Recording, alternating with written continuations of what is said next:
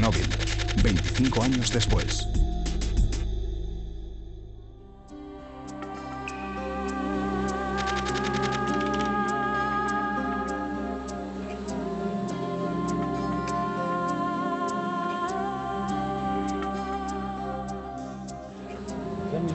Es mi casa, donde vivía antes de la avería, en la calle Ucrania. No, ahora intentaré darle gas. Aquí hay hojas, debe ser por eso. Aquí estamos, en la entrada del edificio.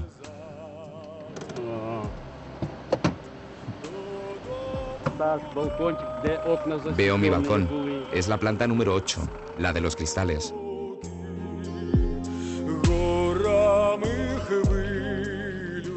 Hace 25 años, Vitali, su mujer y sus 2 hijas dejan su hogar, sus cosas y toda una vida para huir de lo que él llama el enemigo invisible. Después de la explosión de la central de Chernóbil, se encarga de limpiar de radioactividad la zona. A las más de 500.000 personas que, como él, lucharon contra la radiación y que se dejaron la salud y en muchos casos la vida en ello, el gobierno soviético les llamó liquidadores. Esta es la historia de esos héroes.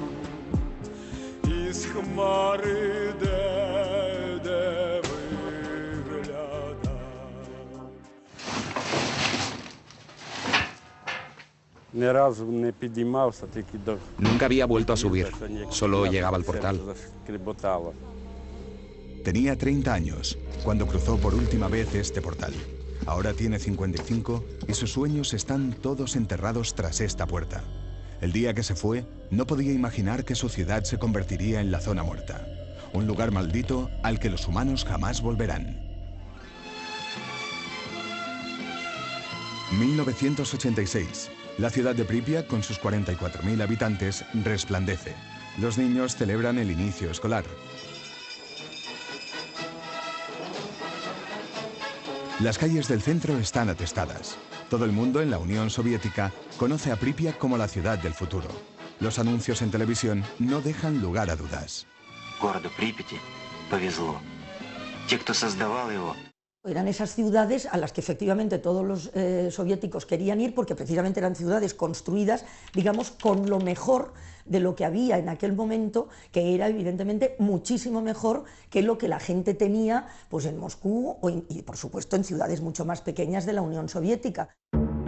La mayoría de las personas que viven aquí vienen atraídas por las ventajas de trabajar en una central nuclear, y Chernóbil, como muy bien les cuenta la propaganda soviética, no es cualquier central.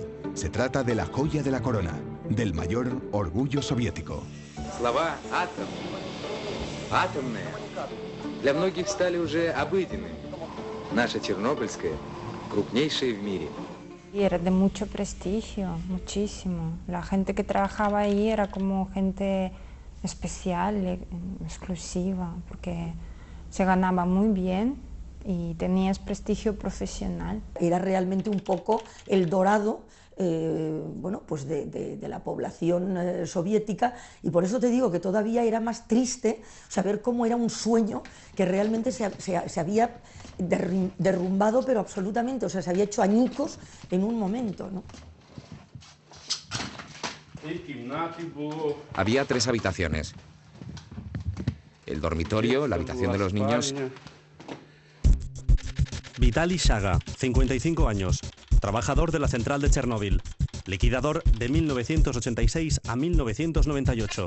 Efectos: hipertensión, dolor en las piernas. Gracias a su trabajo en la central, el gobierno le regala este piso, un lugar grande y espacioso donde poder criar a sus hijas de 8 y 9 años.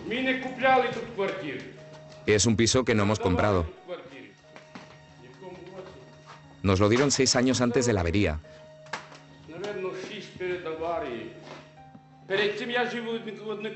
Yo vivía en un piso de una habitación, pero como no cabíamos con 2 niñas, el Estado nos consiguió un piso más grande. La humedad y el abandono de 25 años no han logrado despegar el alegre papel pintado de la pared, y los cristales aún permanecen intactos en las ventanas. En la habitación de sus hijas lucen rojas sobre fondo azul unas setas infantiles y en el baño el dibujo de la tortuga con gafas que tanto hacía reír a las pequeñas se mantiene en la baldosa, como si aquí la vida no se hubiera parado. Hoy al subir di una vuelta por la casa, por las habitaciones, y el corazón duele. También duele recordar. Vitaly ha decidido volver hoy a Pripyat con su vecina Lyudmila, que lleva 25 años trabajando con niños afectados por la radiación. Lyudmila Sivanchuk, 58 años. Trabaja como liquidadora de 1986 a 1995. Actualmente es presidenta de la Asociación de Madres de Niños de Chernóbil. Los dos recuerdan muy bien la vida en la ciudad. Ella era asistenta social y él repartía la comida a las escuelas. Hoy intentan acceder a una de las más grandes. Llegar hasta ella es complicado, porque las calles están invadidas por la vegetación. Es una escuela, la número 2. Aquí estudiaban los niños y trabajaban muchos profesores. Todos se lo pasaban muy bien hasta que llegó ese día. 2000 niños estudiaban aquí. Por la mente de Lyudmila y Vasily pasan las imágenes de hace 25 años, cuando este edificio nada tenía que envidiar a las mejores escuelas de Occidente. Las calles de Pripyat llevan más tiempo desiertas que con vida. La ciudad solo tenía 15 años cuando fue evacuada y ya lleva 25 vacía. Sus increíbles avenidas se han convertido en una maraña de bosque y maleza. Pripyat tenía los supermercados más abastecidos de la URSS, un enorme teatro del que quedan solo sus carteles, un hotel internacional y un parque de atracciones que aún no se había inaugurado y que hoy día se ha convertido en un símbolo de la destrucción nuclear.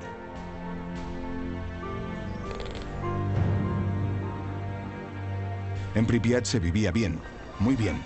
Ballet, concentraciones de motos, pesca en el río, concurso de vela, equipo de fútbol y piscina municipal para saltos de trampolín. La única en 200 kilómetros a la redonda. El trampolín se mantiene desafiante. Delante, un reloj segundero para calcular el tiempo de los largos. Nada queda ya del sonido del agua y los niños saltando.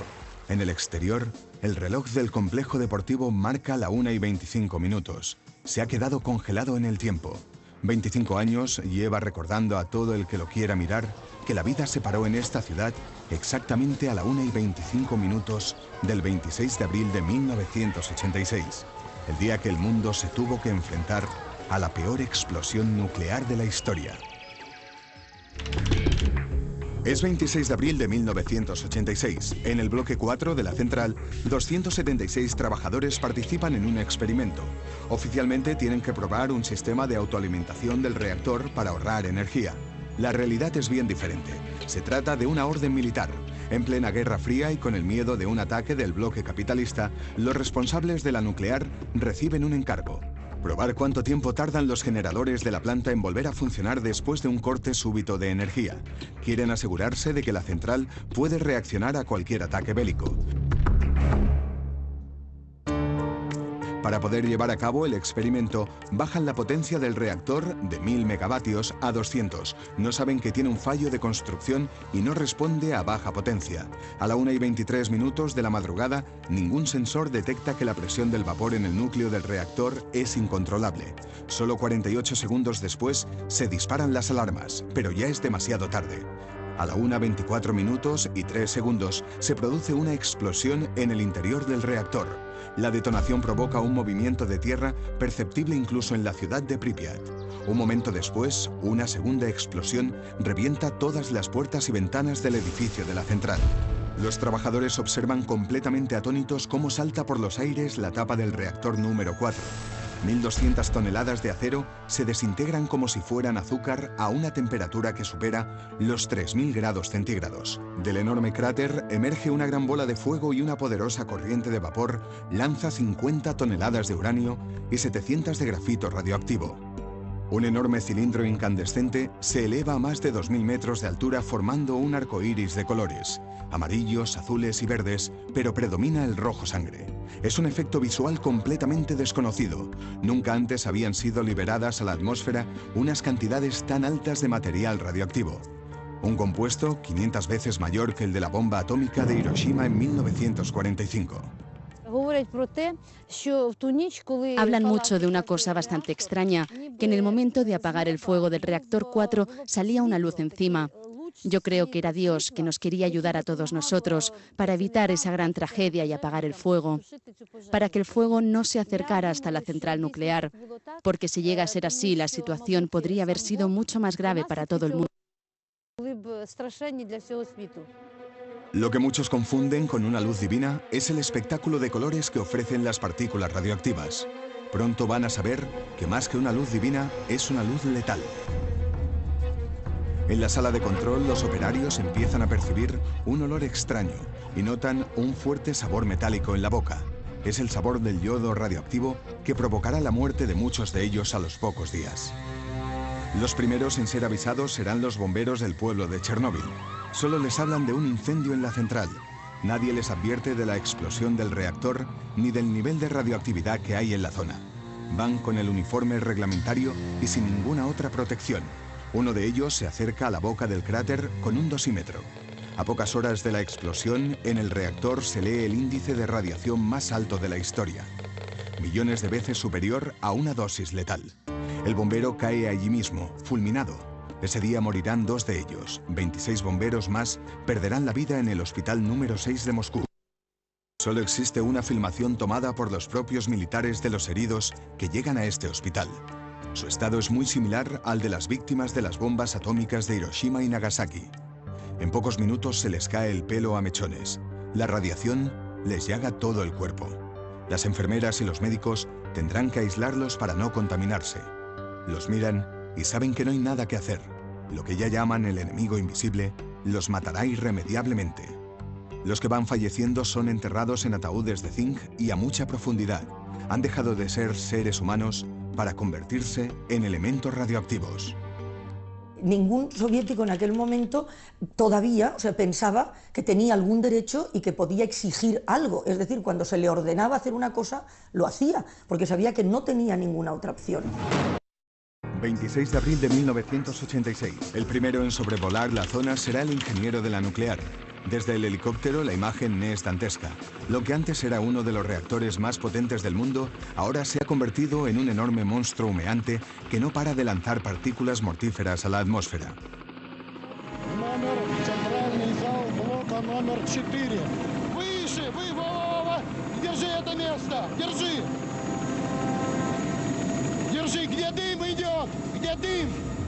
El incendio continúa activo y se observan algunos focos de fuego.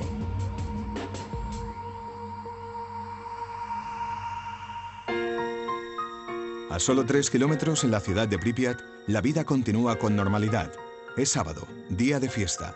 Sin ser conscientes de estar en el epicentro de la mayor nube radioactiva de la historia, la gente pasa el fin de semana tal y como lo tenía previsto.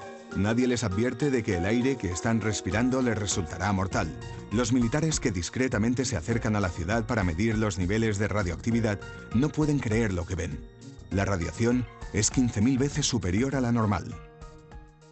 Hizo mucho calor y con calor peor todavía ese día, y la gente salió a espacios abiertos, que esto también, gente iba por las calles y es asfalto y es peor todavía que en un espacio de naturaleza. Sí, era como aumentar más el efecto.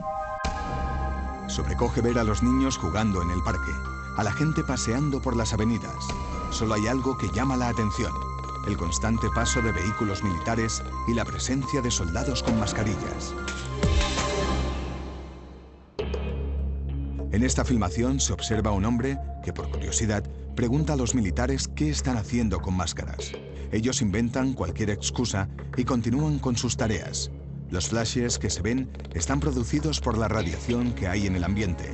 A estas horas, el nivel de radioactividad en Pripyat, lejos de disminuir, aumenta hasta llegar a la increíble cifra de 600.000 veces por encima de lo normal.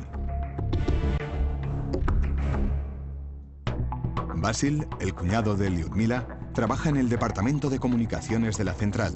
Sabe desde las 6 de la mañana que la situación en Chernóbil es gravísima.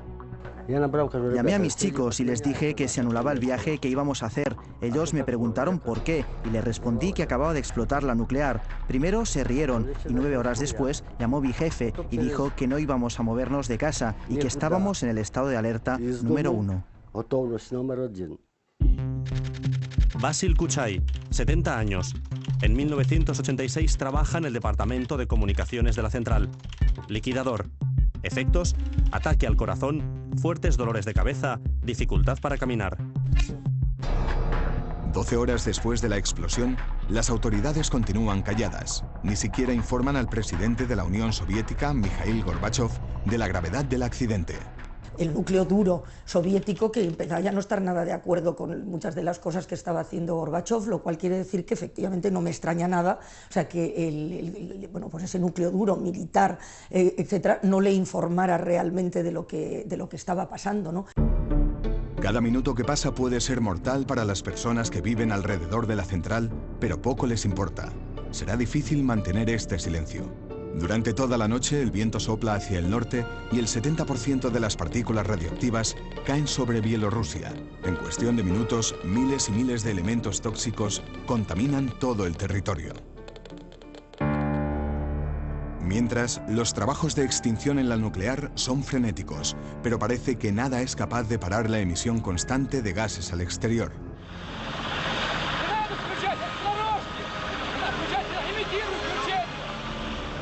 Los primeros helicópteros militares se acercan al reactor para apagarlo desde el aire. Los mandos saben que están condenando a muerte a sus pilotos. No tiene ni protección del plomo, ni nada, ni máscaras. Solo máscaras de tela, es nada. Radiación entra no solo desde abajo. Es como una arma, por aquí, por aquí, por aquí. Que tú volas sobre el reactor. Aquí tienes tubo de ventilación. Queda bien, muy sucio. Nikolai Melnik, 57 años. Piloto de pruebas en Kiev. Piloto liquidador en Chernóbil de mayo a julio de 1986. Nikolai es uno de los pocos pilotos que sobrevuelan el reactor y que todavía está vivo. Los helicópteros no pueden estar más de 20 minutos cerca de la columna de humo porque la radiación bloquea los sistemas eléctricos. Es tan alta que estar 30 segundos más del tiempo establecido supone la muerte inmediata para los pilotos. Todo muerto. Todos muertos. Sí. Navegador, yo creo que año 92. Ingeniero de vuelo, año 94. 27 de abril de 1986, Pripyat. El domingo por la mañana, 24 horas después del accidente, la población de Pripyat continúa desinformada pero cada vez más nerviosa. La ciudad está completamente llena de militares y las víctimas más vulnerables, los niños, continúan expuestos a unos niveles de radiación que años más tarde les resultarán mortales. Muy mala política antigua en gobierno de la Unión Soviética, que es poca información para la gente. Tranquilo, es una avería del reactor, está controlado y todo. Teníamos que sacar a los niños a la procesión del 1 de mayo, Día del Trabajador. Todos tenían que venir con los niños. Se llevaba un estricto control de asistencia. Llegó a haber un caso en el que una familia se llevó a los hijos a Moscú y en cuanto los miembros del Partido Comunista se dieron cuenta, les obligaron a traer a sus hijos en avión de vuelta para que estos saliesen en la procesión y luego enviarlos de vuelta a Moscú. El domingo al mediodía, más de 30 horas después del accidente, una caravana de 3.000 autobuses llega a Pripyat. Por fin las autoridades han entendido que no pueden dejar morir a toda la población, aunque para muchos será tarde. Llevan demasiado tiempo expuestos. Allí todo era un caos. Nadie sabía qué tenían que hacer. Había alrededor de 800 coches de bomberos. Había autobuses de toda la provincia y alrededores. A la gente los llevaban a diferentes sitios. Abandonaban allí sus casas, sus coches. La policía se llevaba los coches y los marcaba con números en las puertas. La gente se llevaba solo sus pasaportes y como mucho una mochila con lo más esencial.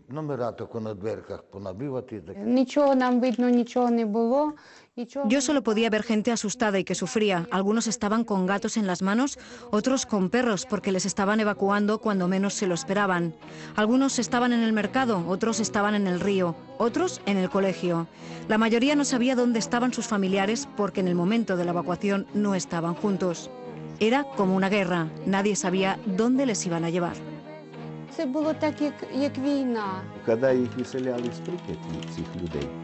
La gente preguntaba por cuánto tiempo tendrían que abandonar sus casas y la respuesta era 3 días, como mucho una semana. La gente salía sin coger nada, solo documentación. Era horrible, simplemente horrible. Lágrimas y gritos, nada más. No es algo que puedas transmitir con palabras. Es terrible ver cómo una persona lo deja todo y no sabe a dónde va ni para cuánto. En todo momento se jugó con la vida de la gente. En todo momento. No, allí la vida no tenía valor. No tenía ningún... Sí, no tenía valor para ellos. Los autobuses salen con más de 44.000 personas y dejan atrás una ciudad nueva y vacía. Esta es Pripyat 25 años después de la evacuación.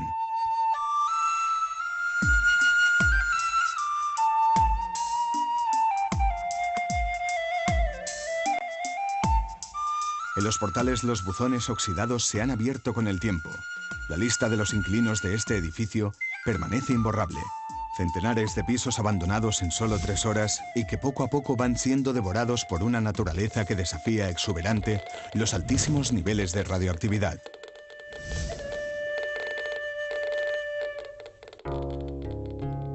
Lyudmila y Vitaly pasean por la escuela que tantos recuerdos les trae.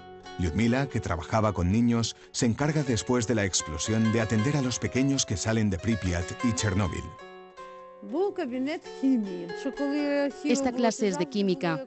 Mira cuántos reactivos aún quedan. El colegio estaba bien equipado y era moderno y bonito. Por aquel entonces había escasez de material químico, pero por lo visto el colegio tenía unas buenas subvenciones económicas. Por aquel entonces, 25 años atrás, no podíamos ni imaginar un laboratorio así. Y ya ves, todo ha desaparecido, está contaminado, nadie lo quiere. Los dos pasean por los amplios pasillos, reducidos ahora a escombros.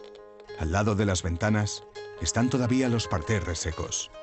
Llevan 25 años esperando que alguien plante una flor. Aquí flores. Aquí ventana y багато як це буде. Muchas flores aquí. Hoy muerto.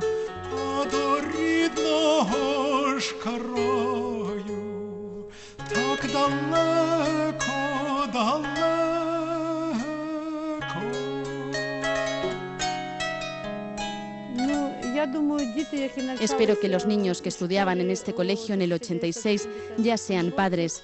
Deseo creer que sus tendrán unos hijos perfectos.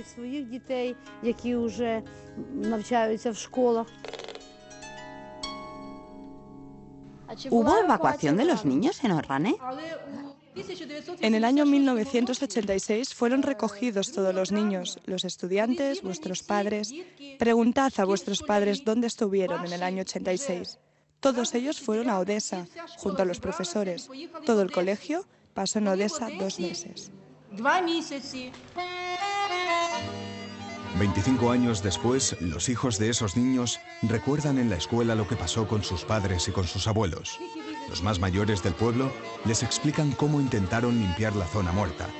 Todos ellos son liquidadores. Algunos vivían en Pripyat y después de la evacuación se quedaron en Orrane, a 50 kilómetros de la central. Ya han pasado 25 años, no nos han evacuado y quizás sea mejor así. Ya vivimos aquí, vivimos, nacemos, estudiamos, cuidamos de los huertos, las patatas, las comemos. Algunos hasta dicen que si a la gente como nosotros nos trasladan a una zona completamente limpia, moriríamos más deprisa porque las personas se adaptan a todo lo que les rodea. Como los escarabajos de las patatas. La mayoría de las personas evacuadas se quedan a vivir muy cerca de la zona afectada. Las autoridades marcan un primer perímetro de 10 kilómetros alrededor de la central y evacúan a todos los que viven en aldeas y pueblos. Más tarde, este perímetro se ampliará a 30 kilómetros. Consideran que la tierra aquí estará contaminada de por vida. La realidad es que la zona afectada es muchísimo más extensa, pero las autoridades soviéticas no pueden asumir una evacuación de millones de personas. Al final serán 130.000 los que abandonarán para siempre su hogar, pero no irán muy lejos. Las partículas radioactivas resultan incontrolables. 2 días después de la explosión, la nube tóxica llega a Suecia, a 1.600 kilómetros de Chernóbil. De repente, un operario que sale de la planta de uno de los reactores suecos, Forsmark, al volver a entrar, hace sonar los detectores de radioactividad. Cuando yo el lunes detecto en mi propio cuerpo la radiación, pues la cabeza, los hombros, todo aquello que está expuesto, la cartera, me acuerdo que llevaba una cartera, todo estaba, digamos, con polvillo blanco de radiación. El gobierno sueco se pone rápidamente en contacto con Mikhail Gorbachev y los satélites espía de Estados Unidos y Europa muestran el desastre de Chernóbil. Es entonces cuando el presidente soviético se entera realmente de la gravísima situación de la central nuclear. Si no controla el reactor número 4, toda Europa tendrá que ser evacuada. A partir de ahí instalé medidas de seguridad estrictas en mi casa. En mi casa no entraba nadie que no se desnudase completamente, dejase la ropa fuera de casa, porque no, claro, lo que yo no quería era introducir radiación en mi propia casa, y que nadie la introdujese. La noche del lunes, casi 70 horas después del desastre, la URSS decide informar al mundo del accidente, pero la nube radioactiva llega antes que la llamada de las autoridades. Desde Suecia se extiende a Alemania, Suiza, Austria y el norte de Italia. El 1 y el 2 de mayo llega a Francia, Bélgica, Gran Bretaña y el norte de Grecia. Proyectadas a gran altura, las sustancias gaseosas y volátiles se dispersan por todo el globo terráqueo. El 2 de mayo llega a Japón, el 4 de mayo se detecta en China y 10 días después de la explosión aparecen en Estados Unidos y Canadá. Entonces yo estuve sospechando la posibilidad, porque yo hice rápidamente un mapa y dije, vale, ¿hasta dónde puede llegar esto? Pues incluso hasta la península ibérica. Digo, a Barcelona no, porque incluso puede haber afectación allí. Y pensé en las Islas Canarias. El nivel de radioactividad en la atmósfera es tan alto que a 1.600 kilómetros del epicentro del desastre, en Suecia, Jordi Bruno se plantea evacuar a su familia. Ese mismo lunes, en Chernóbil, 600 pilotos de combate acaban de ser reclutados para enfrentarse a un índice de radiación 9 veces superior a la dosis considerada letal. La temperatura encima del reactor es de 180 grados. Los soldados, con sus manos desnudas, arrojan sacos de arena para sepultar el cráter y acabar con la columna de humo. Antes del primer vuelo no tienes miedo, sabes que es un riesgo y todo, pero luego que he visto que nivel de radiación, más, y grafito que está disparando por estas plataformas, y que tú subes 70, 100, 400, 400, pero tranquilo, estamos aquí los tres. Nikolai llega en mayo, pero la mayoría de los pilotos que vuelan los primeros días mueren por la radiación. Son obligados a sobrevolar la zona una media de 30 veces al día. Uno de ellos, víctima del cansancio y las altas dosis de radioactividad, se desvanece, pierde el control del aparato y se precipita hacia el interior del reactor. Es un cámara militar el que capta este momento. También los liquidadores responsables de cargar la arena en los helicópteros sufren poco tiempo después los efectos de la radioactividad. En el año 1987 empezaron mis piernas a ponerse negras y se me cayeron los dientes. Nikolai, 59 años, liquidador de 1986 a 1987. Efectos: problemas de circulación, graves problemas de piel. Nikolai trabaja en la central asfaltando carreteras y llevando la arena a los helicópteros. A los pocos días de estar trabajando al lado del reactor, empieza a notar sus efectos. No perdí todos los dientes a la vez. Se estaban moviendo y después los tocaba así, con la lengua. Y se caían uno por uno, sin dolor y sin nada. Fui a ver al médico y me dijo que no había nada que hacer. Como la mayoría de sus compañeros, durante los días que trabaja en Chernóbil, no lleva ni mascarilla ni calzado apropiado. Está convencido de que la radioactividad le sube por las piernas. Primero fue la pierna izquierda. Empezó por aquí. Empezó a ponerse negra y luego a subir para arriba. Cuando era joven no sentía tanto dolor. Podía trabajar. Ahora siento más. Nikolai vive con su mujer en una pequeña casita en medio del campo. Apenas se puede mover y ya ni siquiera sale de casa. El gobierno ucraniano le paga 9 euros al mes en concepto de indemnización por los daños sufridos. El 12 de mayo de 1986, 17 días después de la catástrofe, las autoridades reclutan a 10.000 mineros encargados de una importantísima misión: cavar un túnel de 150 metros desde el reactor 3 hasta el reactor 4 para instalar un sistema de refrigeración que enfríe el núcleo. Allí el magma continúa activo.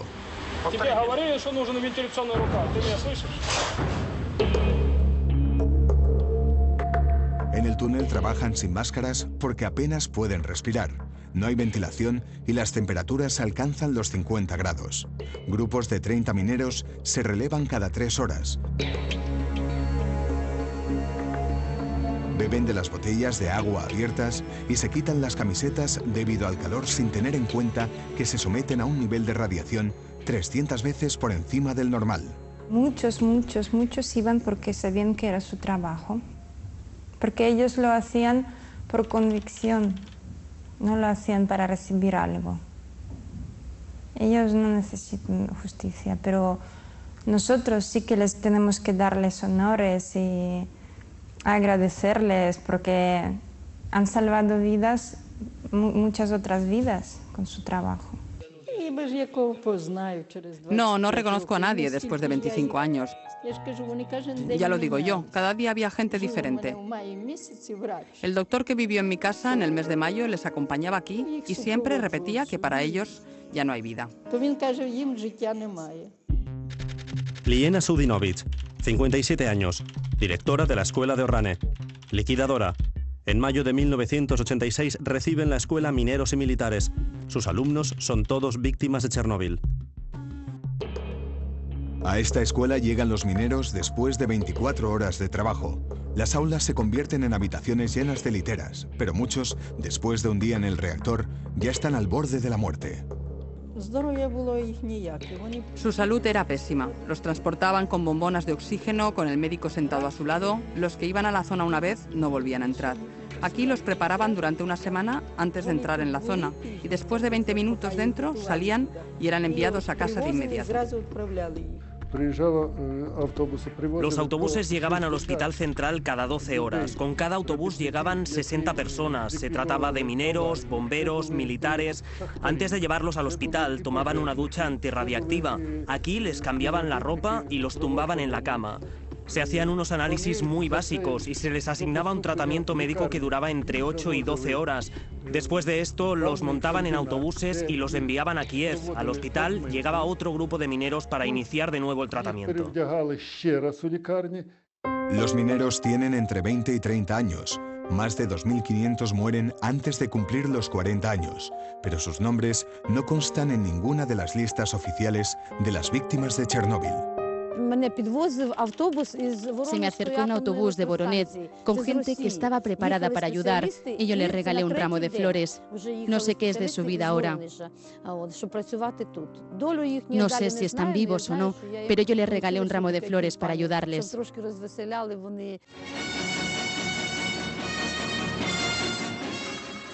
El 14 de mayo, 19 días después del accidente, Gorbachov se dirige por primera vez a sus compatriotas. Недавно нас постигла беда. Авария на Чернобыльской атомной электростанции. Она больно затронула советских людей, взволновала международную общественность. 15 de mayo de 1986. 20 días después del accidente de Chernóbil, el gobierno ruso recluta a 100.000 soldados, incluyendo a los reservistas, y 400.000 civiles para limpiar de radioactividad la zona de Chernóbil. Pasarán a la historia como los liquidadores.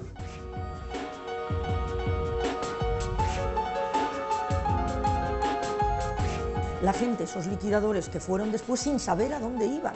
O sea, es decir, el tremendo abuso por parte de las autoridades con respecto a su pueblo. Pusieron en un peligro terrible sin decírselo. La central nuclear es una bomba atómica. El grafito y el uranio radioactivo que salió despedido continúa alrededor del reactor. Material altamente contaminante está diseminado por todas partes, y las partículas nucleares copan los huertos, las casas, el agua y la tierra en centenares de kilómetros a la redonda. Estos hombres serán los encargados de limpiar la maquinaria, sepultar bajo tierra casas enteras para eliminar la radiación, rociar de agua las carreteras para aposentar el polvo radioactivo y no inhalarlo, y enterrar los trozos de grafito y uranio dispersados por toda la central. Сначала ходишь первые дни, прячешься, одеваешь маску, а потом уже забываешь, даже на производстве уже забываешь одевать ее. Уже как дома, чувствуешь себя действительно, привыкаешь здорово. Все улыбаются, все довольны. Водку не продают. Вообще в Москве такой слух был, что на Чернобыль приезжает, водителям каждый день дают 150 грамм этого. Я с женой разговаривал, и рассказываю, говорю, в столовую заходишь 150, выходишь 150. Она, ты хоть закусывай там. Desconocen que la radioactividad se acumula en el cuerpo y cuantos más minutos pasan, más fácil es que dentro de unos años esta acabe desembocando en un cáncer. Bebíamos agua con yodo, nos daban unos polvos especiales con agua mineral y nos salía sangre por la boca y por la nariz porque te subía la presión sanguínea. No hablo de oídas, hablo de lo que he vivido en mis propias carnes.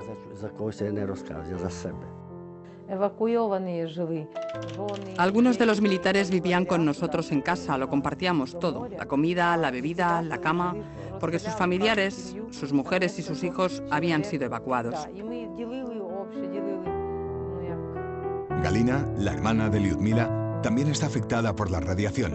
Organizaba bailes regionales para entretener a los militares después de limpiar la zona muerta.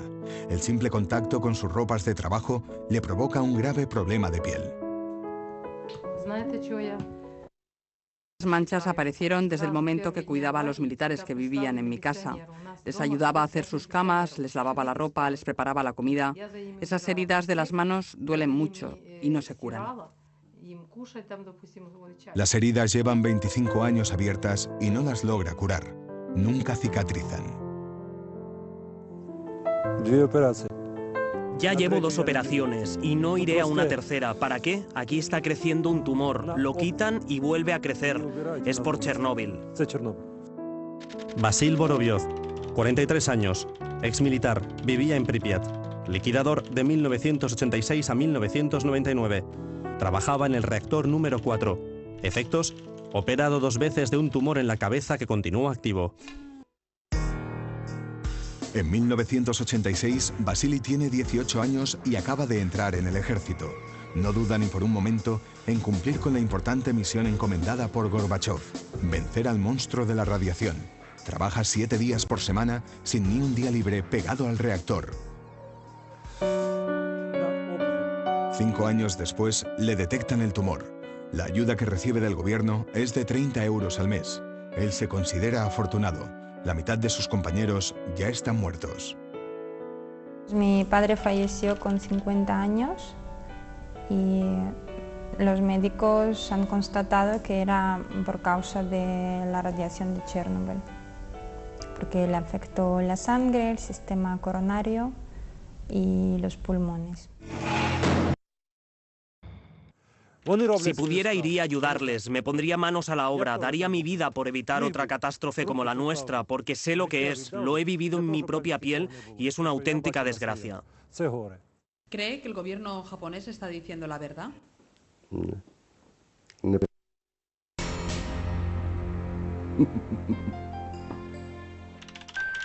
Junio de 1986, central nuclear de Chernóbil. 2 meses después de la explosión de Chernóbil, los liquidadores se enfrentan al trabajo más difícil.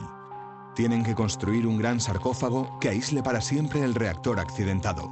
Solo hay un problema. Ningún humano puede trabajar más de media hora cerca del edificio. Выходим, пойдемте. И ты тоже выходи оттуда. La radioactividad es tan alta que serán máquinas teledirigidas las que se aproximarán a la zona, pero para ello los liquidadores las tienen que acercar. Solo tienen 3 minutos. Corren y rápido hacia vehículos forrados manualmente con plomo porque su vida depende de los segundos a los que estén expuestos. Aunque parezca imposible, lo más peligroso está por llegar. En el techo de la central, centenares de piezas de uranio tienen que ser sepultadas. Lo primero que hacen es subir robots de última generación para que las entierren, pero en pocos minutos dejan de funcionar. Los técnicos no dan crédito a lo que ven. Los robots parecen volverse locos, no hay manera de teledirigirlos y acaban precipitándose al vacío. Habrá que sacrificar más vidas humanas. El gobierno recluta a 3.500 soldados para subir al techo de la central. Serán conocidos como biorobots. De nuevo, estos hombres son engañados. Les ofrecen cambiar 3 años de servicio militar en plena guerra de Afganistán por 3 minutos de subida en el techo de la central. Todos aceptan el trato, sin saber que las posibilidades de morir en Chernóbil son infinitamente más altas que en una guerra.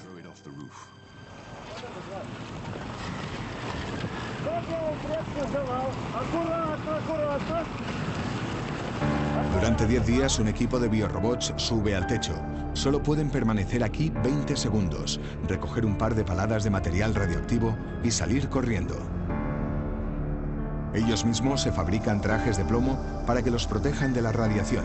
Cada uniforme pesa 30 kilos. Ningún ser humano se ha enfrentado antes a un nivel tan alto de radioactividad. Muestra de ello son estas fotografías, veladas parcialmente, y las imágenes enturbiadas por los gases que suben desde el suelo. 7 meses después de la explosión, el trabajo de los liquidadores se da por terminado. El sarcófago, que evitará la emisión de más gases, ya está construido.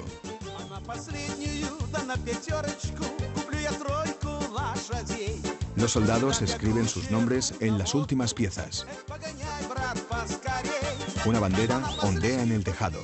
Es la gesta militar más importante lograda por la Unión Soviética desde su victoria en la Segunda Guerra Mundial contra los alemanes, pero esta vez contra un enemigo invisible. Por eso los militares hacen ondear orgullosos su bandera. El trabajo ha sido titánico. Cada liquidador recibirá un diploma y una medalla conmemorativa.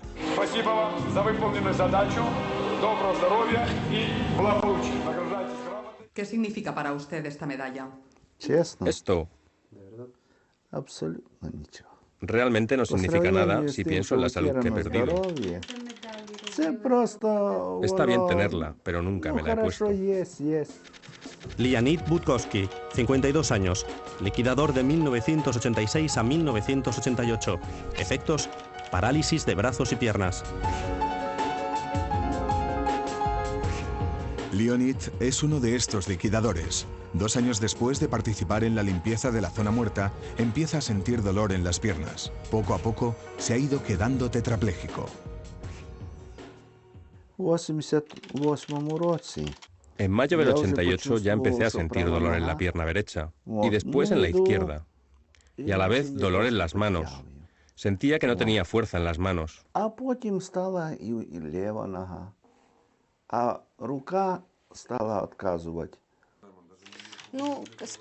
Un médico nos dijo que sus nervios no están en muy buen estado. Están afectados por la radiación. Es como si pones un hígado encima de una sartén. Así, de la misma manera, se van a morir sus nervios. Sí, el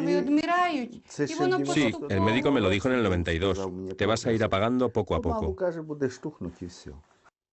En casa de Leonid, igual que en muchos hogares ucranianos, hay un antes y un después de Chernóbil.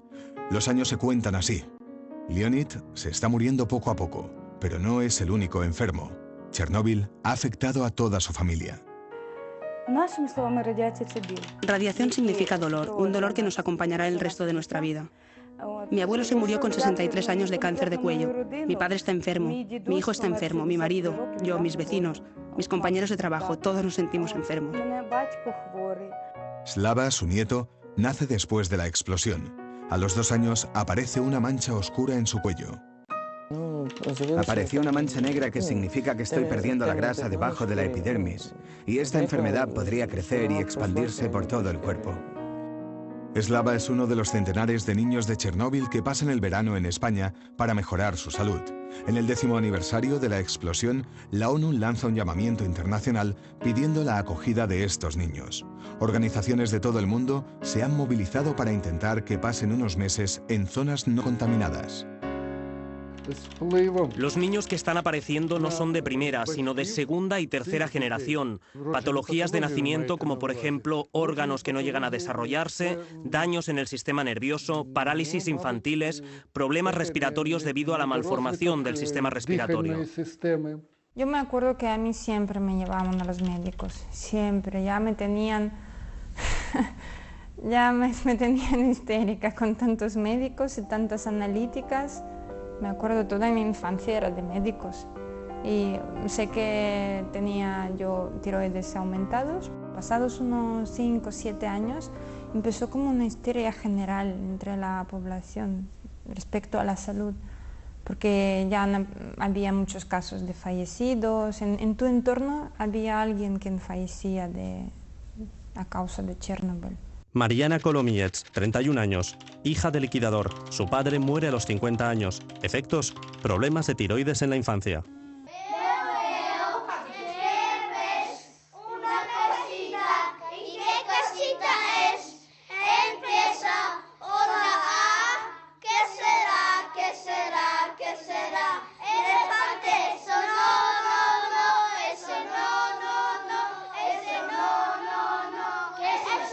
La mayoría de los alumnos de la escuela de Orrane pasan el verano en España.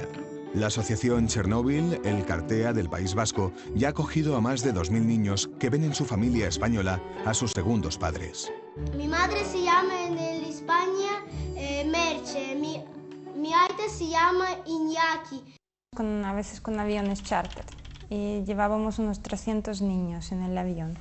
Y cuando íbamos de ida, el avión estaba así medio tranquilo, diría yo.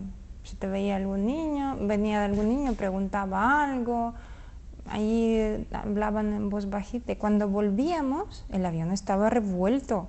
Los niños saltando con tanta energía, con alegría, eran niños de verdad. Y cuando íbamos para allá eran así como débiles, sin ilusión, con piel pálida, con que les llevas fuera un mes y que puedan comer y beber comida pura sin radiación, esto les podía salvar vidas. Yo estaba esperando, estaba como cuando tenía que ir, pues contando los minutos, porque para mí es como mi familia, porque ellos me hacían todo para mí y ellos también pensaban que soy como hija de ellos, pues entonces aquí cada niño está contento y está esperando casi el año para venir a España. Respirar aire contaminado dispara los cánceres de tiroides infantil. Viven fuera de la zona muerta, pero continúan ingiriendo alimentos cultivados en tierras afectadas por la radiación. Cualquier cosa que hacías, te lo tomabas, entraba dentro de ti. Respirabas, comías, bebías. Luego te entraban como fobias de, por ejemplo, tomar leche. Yo, por ejemplo, no estoy acostumbrada a tomar leche y ni productos lácteos, porque se me quedó grabado que estos son los productos que más cogían radiación. Por ejemplo, de comer cosas rojas. Se decía que todo lo que sea rojo tienes que comerlo porque así combates la radiación. Pues la verdad es que comía mucho rojo, yo me acuerdo. Todo era rojo en la comida. Julia ha viajado a Vitoria 7 veranos consecutivos. Ahora ayuda a Lyudmila a organizar la salida este verano de los niños. Todos están afectados por la radioactividad, pero ninguno ha visto la central nuclear, a pesar de vivir a escasos 30 kilómetros. Visitar la zona muerta está prohibido para los menores de 18 años. En la escuela dibujan cómo se la imaginan. En mi dibujo hay dibujado un lago y una cigüeña en el lago. Al lado del lago hay flores, árboles y arbustos. Hay una valla que separa los dos dibujos. A un lado está la zona y en el otro está la vida. En uno no hay vida y en la otra hay vida. Hay sol, árboles, flores y un pato. En el otro hay vallas y alambres. Es la zona y allí está todo cerrado y no se puede entrar porque allí ha explotado todo. He dibujado este dibujo en blanco y negro porque de allí se han llevado a todas las personas y solo viven pájaros. Me gustaría que aquí viviesen no solo pájaros, sino también personas. ¿Qué es esto?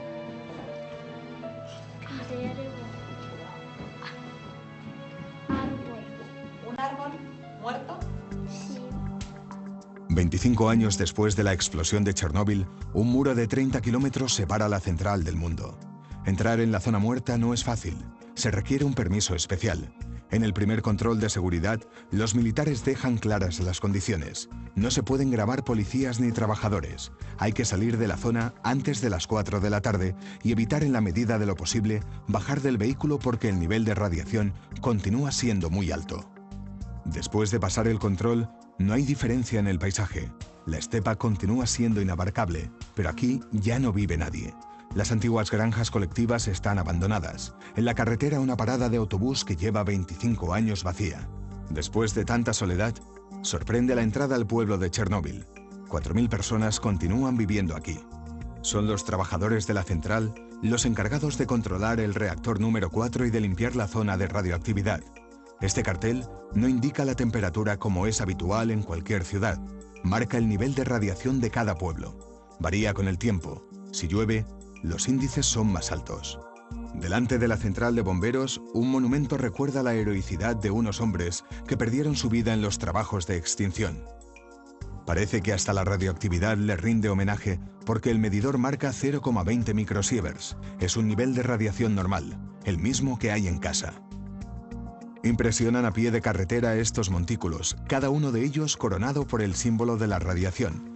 En 1986, esto era un pueblo. Aquí debajo, a 5 metros bajo tierra, están enterradas las casas, pero ni eso, ni los 25 años que llevan sepultadas evitan que la radiación se dispare al acercar un medidor. El nivel llega a 1,30, 6 veces más alto de lo normal. Algunos pueblos continúan en pie. Es el paso del tiempo el encargado de borrar su existencia. Antes de llegar a la imponente ciudad de Pripyat, hay que pasar un segundo control. Los militares advierten que está prohibido subir a los edificios y aconsejan no acercarse a los materiales de metal. Son los que más radioactividad acumulan. Buena muestra de ello es el parque de atracciones. El marcador se dispara hasta 1,97 microsieverts, 10 veces por encima de lo normal, y en los autos de choque llega hasta 3,77, casi 20 veces más. Me produce mucho dolor y me hace sentir mal ver este sitio ahora, después de 25 años, esas atracciones tan viejas y rotas. Y me da mucha pena recordar que es un sitio donde antes había alegría, risas de los niños, y ahora está todo destrozado. Los periodistas que se acercan hasta aquí aún lo hacen con mascarillas. Desde hace un tiempo, pequeños grupos de turistas visitan la zona muerta. Unos 700 al año. Es lo que ya se conoce en la zona como turismo de radiación. Esta es la mayor atracción de la ciudad de Pripyat, pero es casi imposible encontrar a alguien por sus extensas avenidas. Aquí solo habita la naturaleza, el silencio y el recuerdo imborrable de una lucha sin cuartel de miles y miles de hombres y mujeres. A la salida de Pripyat, una vía de tren que servía para abastecer a la ciudad y trasladar a los obreros desde la central nuclear.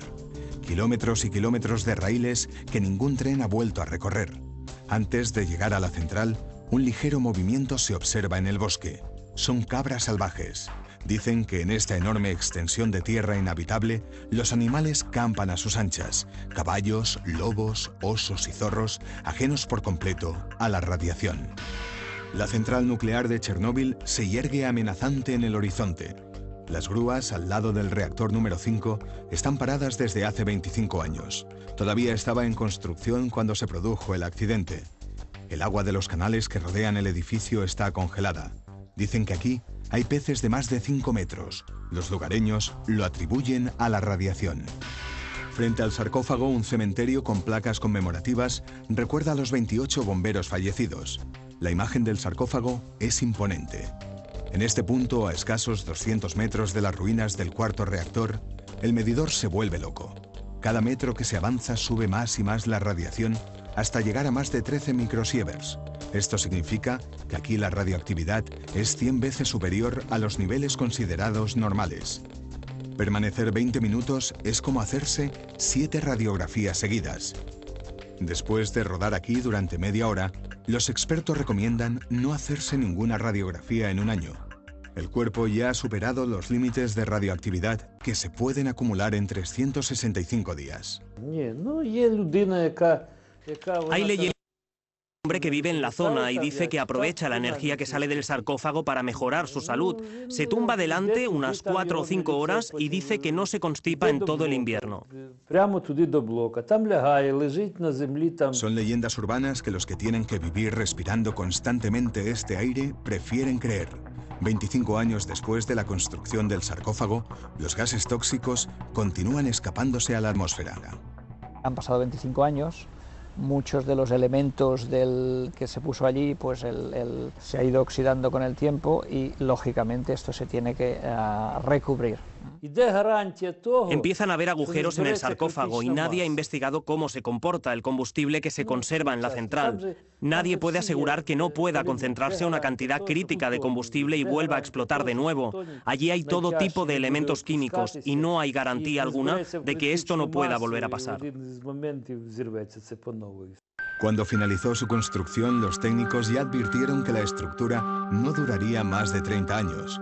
Bajo este amasijo de acero y hormigón, que poco a poco se va resquebrajando, todavía permanece activo el 80% del material nuclear almacenado en el reactor. Durante la explosión, solo se liberó el 20%. Un incidente en la central podría afectar a toda Europa, pero nadie está dispuesto a sufragar las obras del nuevo sarcófago que ascienden a 740 millones de euros. Está claro que sigue siendo un problema y está claro pues, que miramos para otro lado porque tenemos pues, otras prioridades. En la última conferencia de donantes celebrada este mes se recogen 550 millones, insuficientes para plantearse la construcción de un edificio que superará la altura de la Torre Eiffel. Antes de salir de Chernóbil hay que pasar un último control. Miden los índices de radiación para asegurarse de que nadie ha estado demasiado tiempo expuesto. Lo mismo sucede con los vehículos. De vuelta a casa, se masca en el ambiente la impresión de dejar atrás un enorme peligro.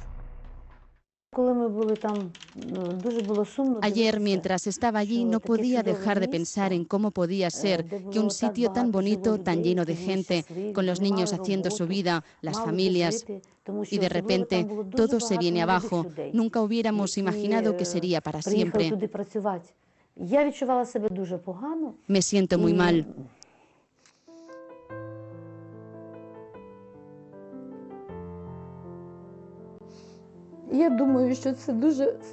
Es horrible. En un momento lo puedes perder todo. Es horrible, es horrible. 25 años después, todos han aprendido a convivir con el fantasma de Chernóbil, con las enfermedades de la radiación, a comer alimentos contaminados, a respirar aire tóxico. En estos 25 años, los liquidadores que continúan vivos se han convertido en los grandes olvidados. Lo aceptan con la misma resignación con la que lucharon contra la radioactividad. Solo hay una cosa que no logran entender: que su experiencia no haya servido para evitar nuevas catástrofes. І вас, і в нас, хай буде гаразд, щоб ви і ми щасливі були. Хай біда і горе обмина ваш дім, доброго здоров'я зичим вам усім.